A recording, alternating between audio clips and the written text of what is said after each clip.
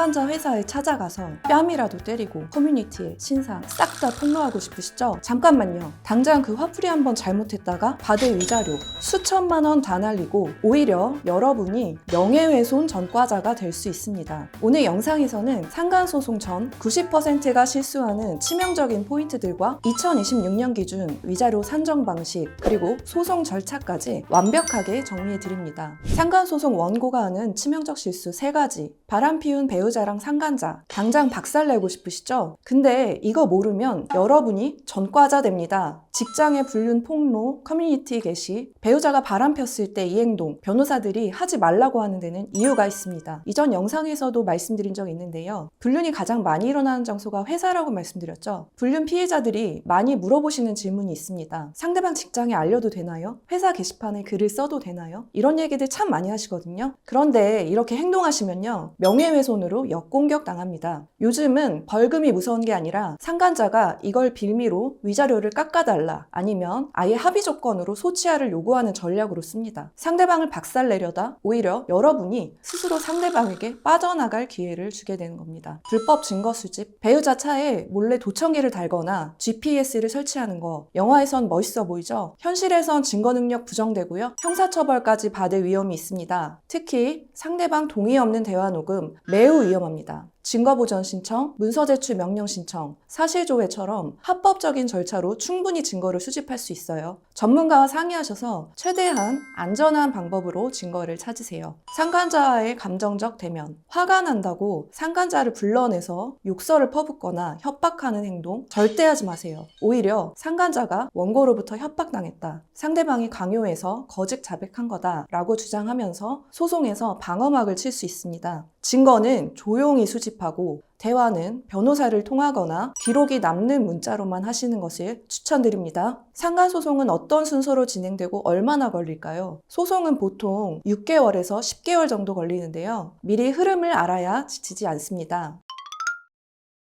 가장 먼저 해야 될 건 소장을 작성해서 제출하는 건데요. 여기서 핵심은 2가지입니다. 첫째, 내 배우자와 피고 사이에 부정행위가 있었던 점을 밝혀야 합니다. 부정행위는 언제, 어떻게 불륜을 했는지 구체적으로 밝혀야 하고요. 정서적 외도까지 넓게 인정됩니다. 둘째, 내 배우자가 결혼한 사실을 알면서도 상간자가 부정행위를 했다는 사실을 주장해야 합니다. 만약 상대방이 기혼을 몰랐으면 위자료 청구가 기각될 수 있으니까 이 부분을 입증할 수 있는 확실한 증거를 준비한 후에 상간소송 진행하시는 걸 추천드릴게요.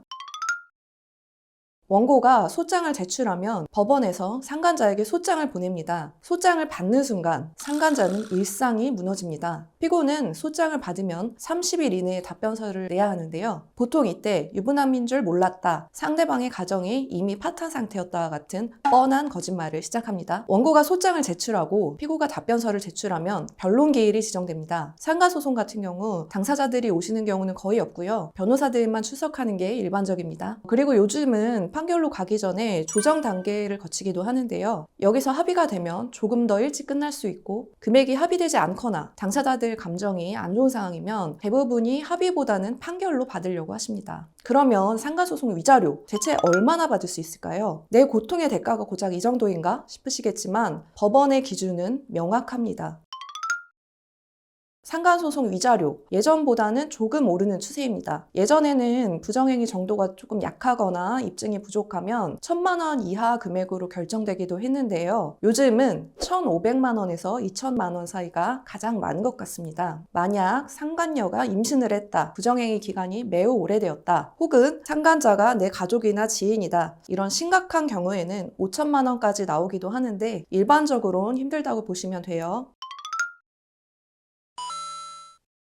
부정행위 기간이 길수록, 그리고 일회성 만남이 아니라 계속적으로 깊은 관계로 만나면 위자료가 더욱 올라갑니다. 성관계를 했는지까지 구체적으로 밝히면 위자료가 더 올라가는 경향이 있어요. 결혼한 지 오래됐고 미성년 자녀가 있다고 하면 위자료가 올라가는 요소로 반영됩니다. 그리고 불륜이 들켜서 협의 이혼을 했다, 혹은 이혼 소송을 시작했다라고 하면 위자료 증액 사유로 인정이 됩니다.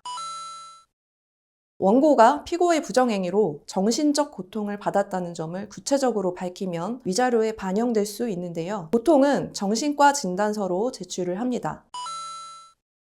불륜 발각 후에도 피고가 상대방과 계속 만나거나 적반하장으로 굴면 위자료가 상당히 올라갑니다. 만약 원고가 이혼을 했으면 상간소송에서 위자료가 더 높게 책정됩니다. 반면 이혼하지 않고 상간소송만 진행하면 금액이 조금 낮아질 수 있다는 점을 알아두시면 좋을 것 같습니다. 지금 이 영상을 보시는 여러분 정말 힘드시죠? 자책하지 마세요. 바람은 피운 사람이 나쁜 거지 믿은 사람은 잘못이 없습니다. 오늘 내용이 도움되셨나요? 상간소송은 단순히 돈을 받는 과정이 아니라 무너진 내 자존감을 회복하고 상대방에게 법적 책임을 묻는 정당한 절차입니다. 혹시 비슷한 상황에서 궁금한 점이 있으신 분은 링크나 댓글로 문의해 주세요. 제가 직접 확인하고 답변해 드리겠습니다. 감사합니다.